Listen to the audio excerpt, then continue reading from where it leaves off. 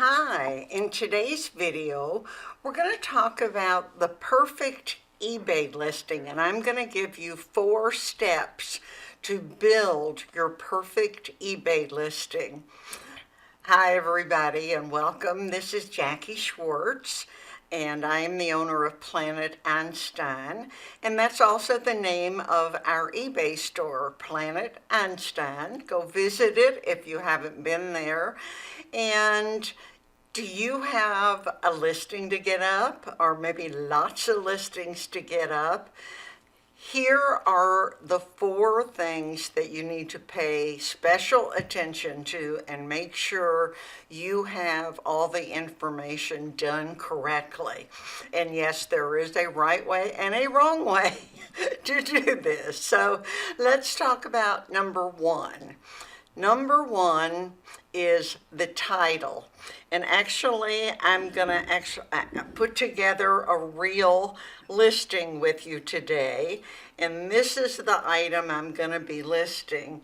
It is a Hallmark mug, and kind of a unique little mug that says pumped and ready.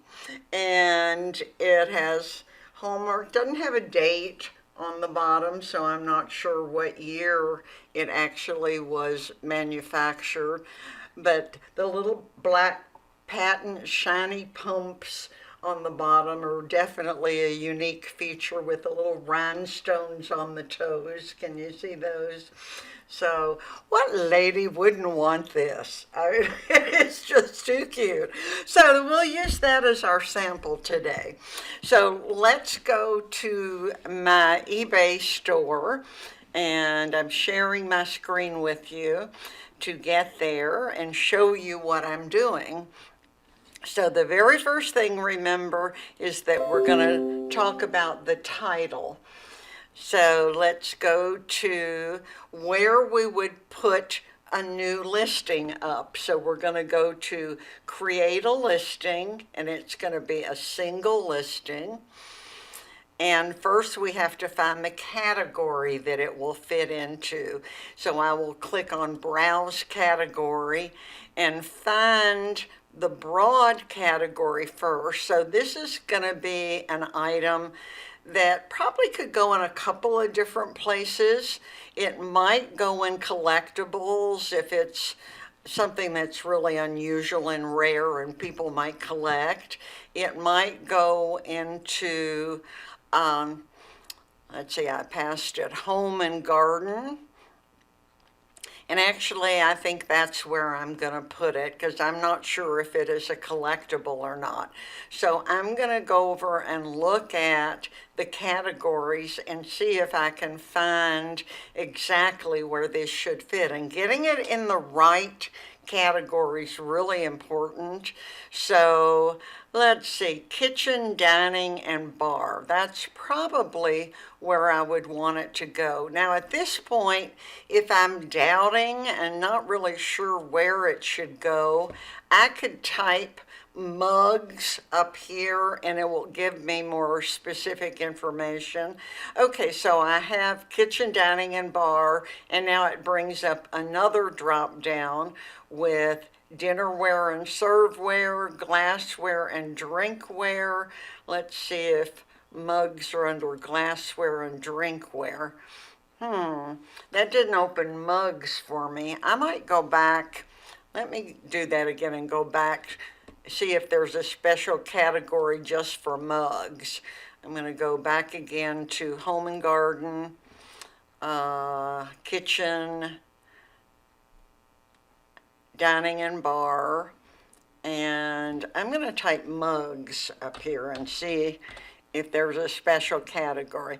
Dinnerware and serveware mugs. I'm going to click on that one, and then it will bring up some specific mugs that you can just select that exact one. But if it's not any of those that eBay selected, continue without selecting a product, and now it will have the category. Okay, so I'm going to go to my title, and by the way, here's the category right here where it says category. Imagine that. Home and garden, kitchen, dining, bar, dinnerware and serveware, mugs. So I have it in the right category now. So it does have a brand name, so I would call it a Hallmark. I may even put the word collectible since it is very unique. Mug, pink and black. Pumped and Ready is the name of it. And I might even put how big it is because it's taller than the average mug. So I would put 6 inches in height up in the title because that might be an important criteria. If somebody knows they want a big mug with lots of liquid capacity, that could be an important search term as well. In the title, you want to focus on what are the keywords. What are the words that a buyer would type into the search bar and be able to find this particular mug? So, yes, we know that it's funny. It could be unique enough that it's a collectible, and it obviously is for a woman with her black high heels with a sparkle on the bottom. And I would get more into the details of what the mug actually looks like and describing it further down in the description and the item specifics. So now I want to tell people what kind of condition it's in, but the title is the first of the 4 things. So we're going to say it is used and in excellent condition. If I want to elaborate there, I can say no flaws, cracks, or chips. So then I would put my photos in, and we'll come back because photos is number 3, but I want to go to number 2 next, which is the item specifics.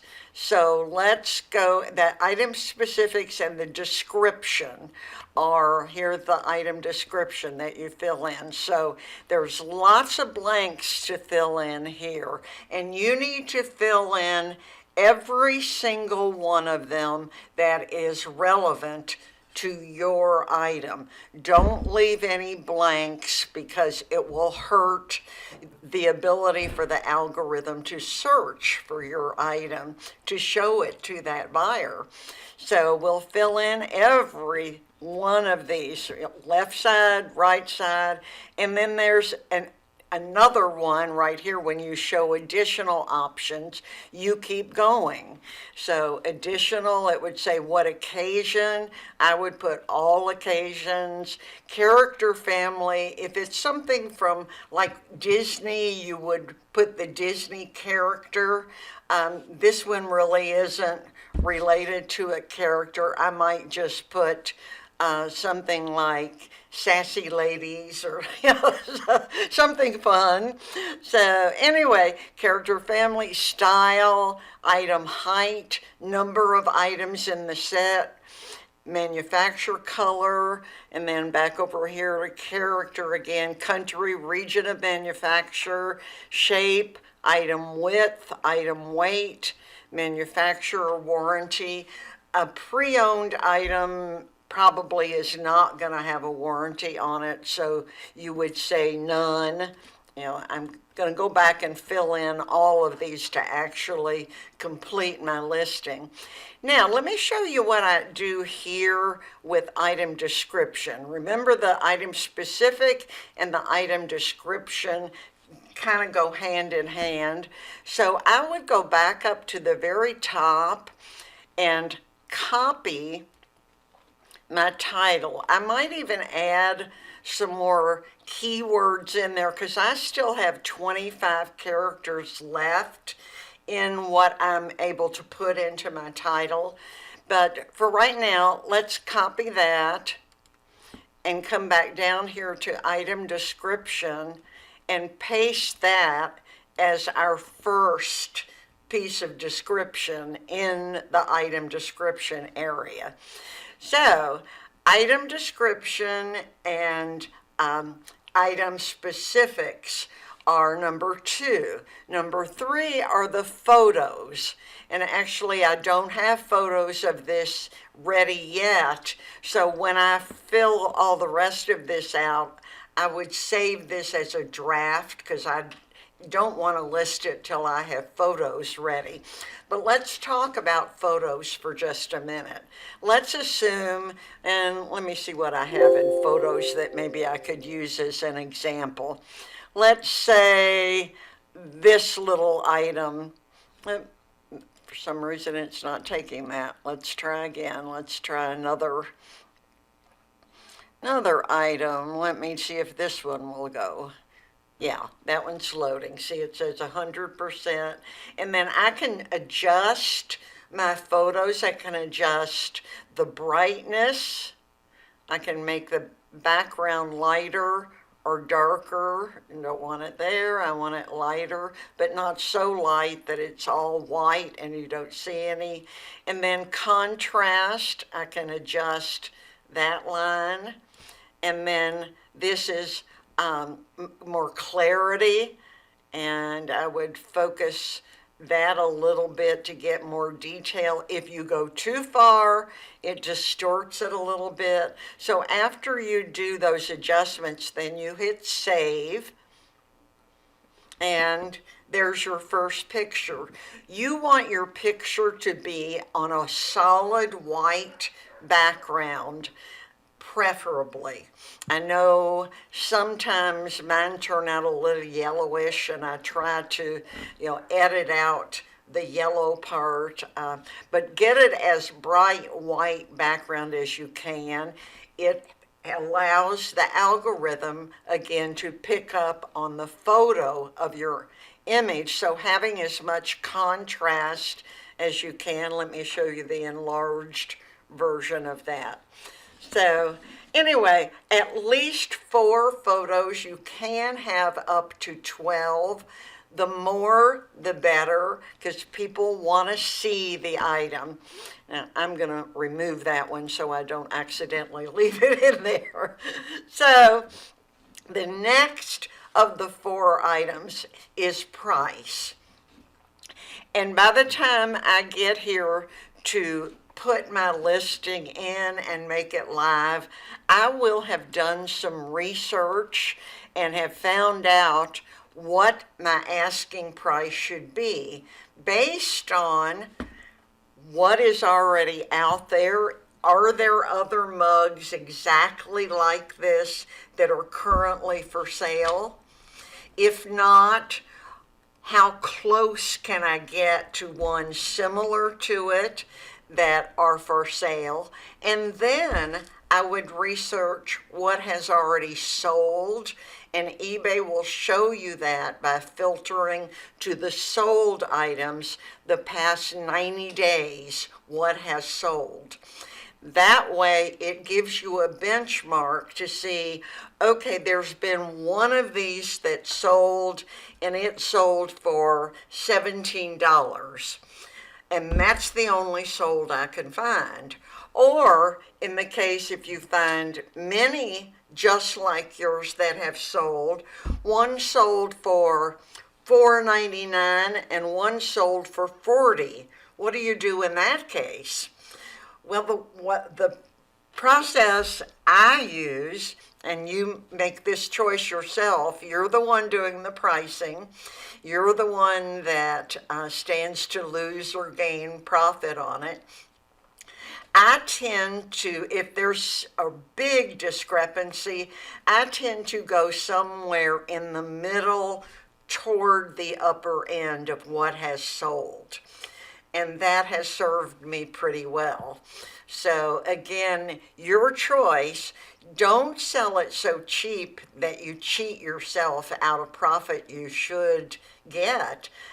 Use those comparable sales and comparable listings as benchmarks for you. So I would put my price in there, and this is where you put it, buy it now price. I typically do my sales all as buy it now price and accept best offer. So that means I could have it listed for, let's say, $17.99, but if somebody makes me an offer of $15, I will probably accept that, depending on how long it's been listed and other factors, like they're not asking me to pay their shipping cost. I also have my buyers pay the shipping. I do not do free shipping. And honestly, just to add in my own 2 cents worth here, the free shipping model isn't really free shipping. People who are doing free shipping are adding their shipping cost to the actual price. So it isn't, there really is no such thing as free shipping. So, and then I will have weighed this item along with the box and the wrapping that I will package it in, and know exactly what the weight is and enter the weight information and the package information. And again, however you have shipping set up, it will determine how much it's going to cost you to ship that item. And then there's a variation there depending on where the buyer is located. The further away they're located from you, the more it costs to ship it. So keep that in mind. And then finally, once I get everything filled out, if I'm ready to go, I would list it. If I don't have it complete yet, I would save it as a draft, which I am doing now. But I want you to be sure to notice one thing. Let me go back to resume draft on here for just a second. And as you noticed, of course, I don't have my pictures in there yet. But when you get ready to list it, when you click list item, and I'm not going to do that right now because I don't want it listed yet without pictures and without everything filled out, but it will bring up the link to the actual listing, and it says check it out. Do check it out. Click on that link, because I have learned, and it's been shared with me by several experts, that when you click that link, it triggers the algorithm that there's a new item there for sale, and it kind of jump starts the algorithm. So there you go. We will get my listing up when I have the pictures made. And you too could buy this little mug. So good luck listing. If this was helpful for you, please give it a thumbs up, like my channel, and subscribe. I'll be doing regular videos for you that are tips, how-tos, tricks, things to make your life easier with your eBay selling. So thanks for being with me. I'll see you again on the next video. Bye for now.